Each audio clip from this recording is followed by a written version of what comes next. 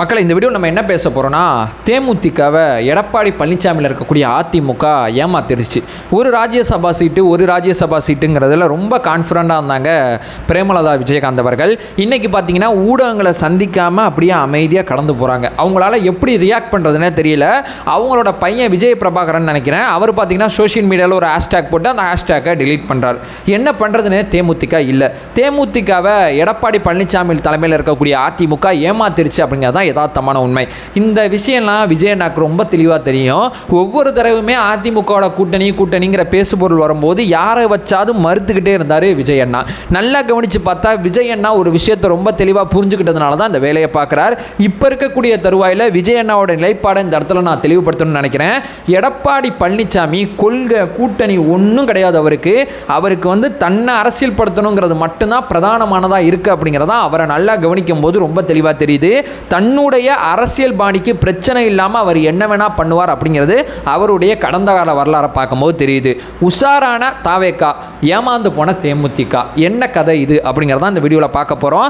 இப்போ இருக்கக்கூடிய தருவாயில் நேற்றைய தினம் பார்த்தீங்கன்னா சேலம் ஆத்தூரில் செய்தியாளரை சந்தித்த எடப்பாடி பழனிசாமி அவர்கள் பேசின சில விஷயங்கள் தமிழக அரசியல் களத்தோட அந்த கூட்டணி காய்களை மிக வேகமாக நகர்த்த நிறைய வாய்ப்புகள் இருக்குது. மிக தீவிரமாக நிறைய விஷயங்கள் நடத்த வாய்ப்பு இருக்குது. எடப்பாடி பழனிசாமி அப்படி செஞ்சிட்டார்னா திமுக கூட்டணி உடையறதுக்கு ரொம்ப ரொம்ப வாய்ப்பு கம்மி அப்படிங்கிற ஒரு நல்ல காயும் இங்கே ரொம்ப தெளிவாக தெரியுது. ஸோ விஜய் அண்ணா இந்த விஷயத்தை கண்டிப்பாக கவனிச்சிருப்பார். அதனால தான் அவர் உஷாராக இருக்கார் அப்படிங்கிறது ரொம்ப தெளிவாக அந்த வீடியோவில் பதிவு செய்கிறேன்.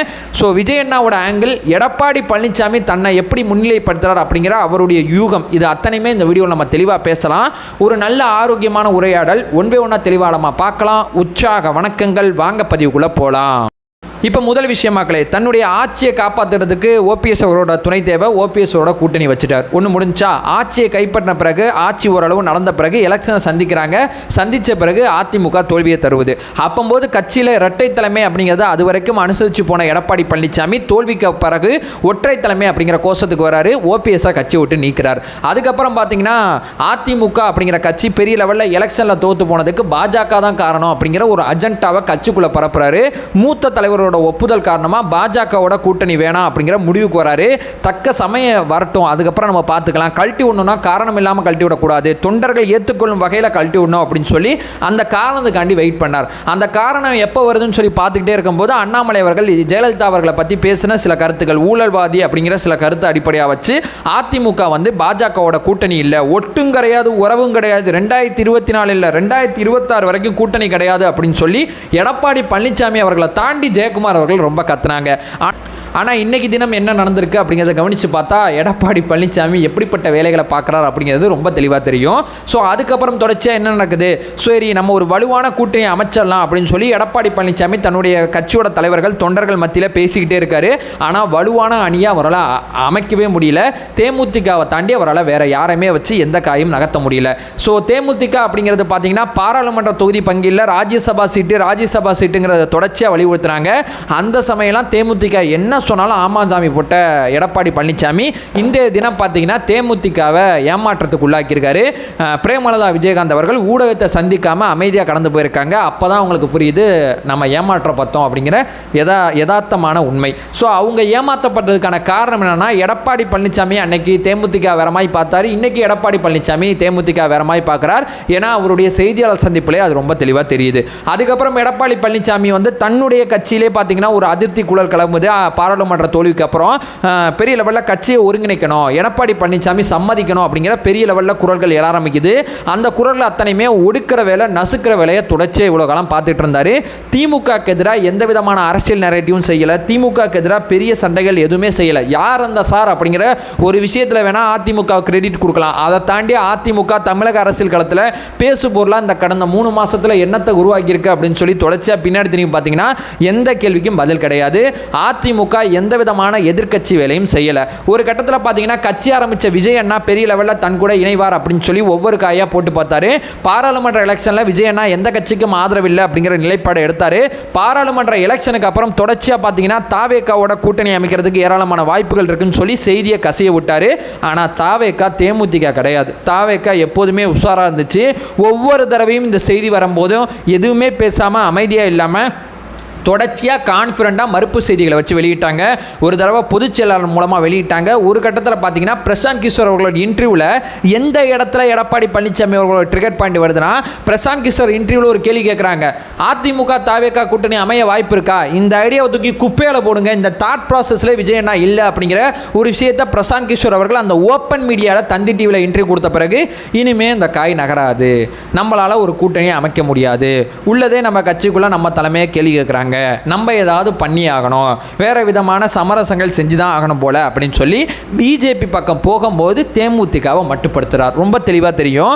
ஸோ சேலம் ஆத்தூரில் அவரோட செய்தியாளர் சந்திப்பில் ஒரு கேள்வி கேட்குறாங்க, பிஜேபியோட கூட்டணி வைக்க வாய்ப்பு இருக்கா அப்படிங்கிற கேள்வி கேட்குறாங்க.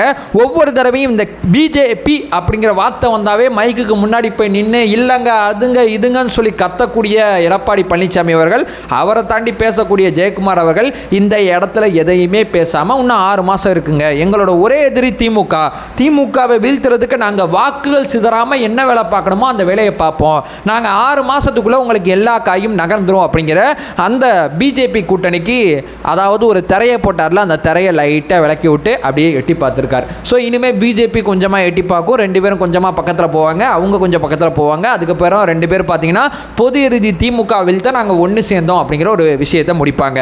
ஸோ இது வரைக்கும் அதாவது விஜய் அண்ணாவோட கட்சி கண்டிப்பாக அவருக்கு சப்போர்ட் பண்ணும், தேமுதிக வந்து அந்த ராஜ்யசபா சீட்டை கொடுத்து விட்டு ஒரு வேலையை பார்த்து 2 பேரை வச்சு நம்ம 2026 காயை நகர்த்திடலான்னு சொல்லி பெரிய லெவலில் எடப்பாடி பழனிசாமி ஒரு வேலையை பார்க்கும்போது அந்த காய் நகராது அப்படிங்கிற உண்மை தெரிஞ்ச பிறகு தேமுதிகவை தன்னுடைய கூட்டணியில் மட்டுப்படுத்த ஆரம்பிச்சிட்டார். ஸோ தேமுதிக அப்படிங்கிற கூட்டணியை மட்டுப்படுத்தும் போது பார்த்தீங்கன்னா அந்த பக்கம் பிஜேபி இழுப்பார், பிஜேபி வந்தால் தமாக வந்துடும், தமாக வந்தால் பாமக வந்துடும். ஏன்னா பாமகக்கு திமுகவோட கூட்டணி போகிறதுல உடன்பாடு இல்லை, பிஜேபியா அதிமுகங்கிற குழப்பம் தான். அந்த பிஜேபியா அதிமுக கூட்டணிக்கு வரும்போது பாமக அங்கே என்ன வேலை, ஸோ பாமகவும் உள்ளே வந்துடும். ஸோ அப்போது 4 கூட்டணி தலைவர்களோட எடப்பாடி பழனிசாமி நிற்கும் போது பார்த்தீங்கன்னா தேமுதிக அங்கே முக்கியத்துவம் கொடுக்க வேண்டிய அவசியம் கிடையாது. அந்த காயை நோக்கி நகர்னதுனால தான் ராஜ்யசபா சீட்டு இல்லை அப்படிங்கிறத கான்ஃபிடண்டாக பொது மீடியாலாம் சொல்லியிருக்கார். ஸோ ராஜ்யசபா சீட்டு கொடுக்க போகிறது இல்லைங்கிறது முன்னாடியே எடப்பாடி பழனிசாமி தெரிஞ்சுன்னா ஆரம்ப காலகட்டத்திலேருந்து பிரேமலதா விஜயகாந்த் அவர்களை கூப்பிட்டு இல்லைங்க அப்படிலாம் நான் எதுவும் உத்தரவாதம் கொடுக்கல, எதுவும் நீங்கள் சொல்லிட்டு இருக்காதீங்க, பின்னாடி வருத்தப்படுவீங்க அப்படின்னு சொல்லி, அல்லது மீடியாவை கூப்பிட்டாது அவருக்கு அந்த தெளிவான விளக்கத்தை கொடுக்கணும். எப்போ இந்த தேமுதிக கூட்டணி அதிமுகவுக்கு தேவையில்லைங்கிற முடிவை அவர் எடுக்க ஆரம்பிச்சாரோ அந்த சமயத்தில் இந்த வேலையை பார்க்குறார் எடப்பாடி பழனிசாமி. இவரை நம்பி தாகக்காக எப்படிங்க அடகு வைப்பீங்க? ஸோ இவரோட காய் அத்தனையுமே அவரை நிலைப்படுத்துகிறதுக்கு, அவரை முன்னிலைப்படுத்துகிறது மட்டும்தான் இருக்குமே தவிர வேறு எதுவுமே கிடையாது. இது விஜய் அண்ணாக்கு நல்லா தெரிஞ்சதுனால தான் ரொம்ப உஷாராகி ஒவ்வொரு தடவை செய்தி வரும்போதும் அதிமுகவோட கூட்டணி இல்லை அப்படிங்கிற விஷயத்தை ரொம்ப தெளிவாக சொல்லுவாங்க. ஸோ தேமுதிக அப்படிங்கிற கட்சி எப்போ விஜயகாந்த் அவர்கள் இருக்கும்போது எப்போ அதிமுகவோட கூட்டணி வச்சாங்கன்னா பொது இறுதி திமுகவை வீழ்த்துறதுக்கு தான் 2011 கூட்டணி வச்சாங்க. அந்த தவறு அவர் செய்ய ஆரம்பித்த பிறகு தான் இன்றைக்கி அவர் கட்சி இருக்கிற இடமே இல்லாமல் ரொம்ப கம்மியாக போயிடுச்சு. ஒரு கட்டத்தில் 10% வாக்கு வங்கி வச்சிருந்த கட்சி இன்னைக்கு வாக்கு வங்கி ரொம்ப சுருங்கிருச்சு. இந்த நிலைமை அவங்களுக்கு வந்ததுக்கு அதிமுகவோட கூட்டணி வச்சதான் பிரதானமான காரணம். ஸோ தமிழக மக்கள் மாற்று சக்தி எதிர்பார்க்குறாங்க. அந்த மாற்று சக்தி என்னைக்குமே இந்த டெம்ப்ளேட்டாக இருக்கக்கூடிய திமுக அதிமுகவோட கூட்டணி வைக்கும் போது அந்த மாற்று சக்தி அப்படிங்கிற அந்த ஒரு விஷயத்தை இழந்துருவாங்க. பாமக தனித்து போட்டிக்கிட்டாலும் ஆரம்ப காலகட்டத்திலேருந்து பாமக தனித்து போட்டி இருந்துச்சுன்னா இன்னைக்கு பாமகவோட நிலைமையே வேற. ஸோ பாமக ஆரம்ப காலகட்டத்திலேருந்து தனித்து போட்டிடாமல் 2016 மட்டும்தான் தனித்து போட்டிட்டாங்க. அதுக்கப்புறம் மறுபடியும் அவங்க கூட்டணி அஜெண்டாக்குள்ளே போனதுனால தான் பாமகக்கு பெரிய ஒரு அதிகாரம் தமிழக மக்கள் கொடுக்கல. பாமகவை சேர்ந்தவங்க கொடுக்கலாம், தமிழக மக்கள் பெரிய லெவலில் கொடுக்கல. ஸோ இங்கே ஆட்சி அதிகாரத்துக்கு வர்றவங்க அந்த காலதாமதத்தை பொருள்படுத்தாமல் தனித்து நின்னா மட்டும்தான் இங்கே சரியாக இருக்கும்.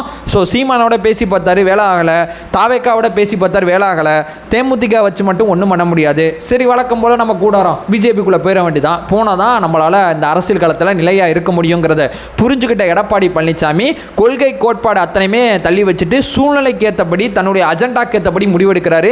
இவரை நம்பி தாவேக்கா போணுச்சுன்னா தாவேக்காவோட தலையெழுத்து நம்ம சொல்ல முடியாது, என்ன நடக்கும் அப்படிங்கிறது நமக்கு தெரியாது.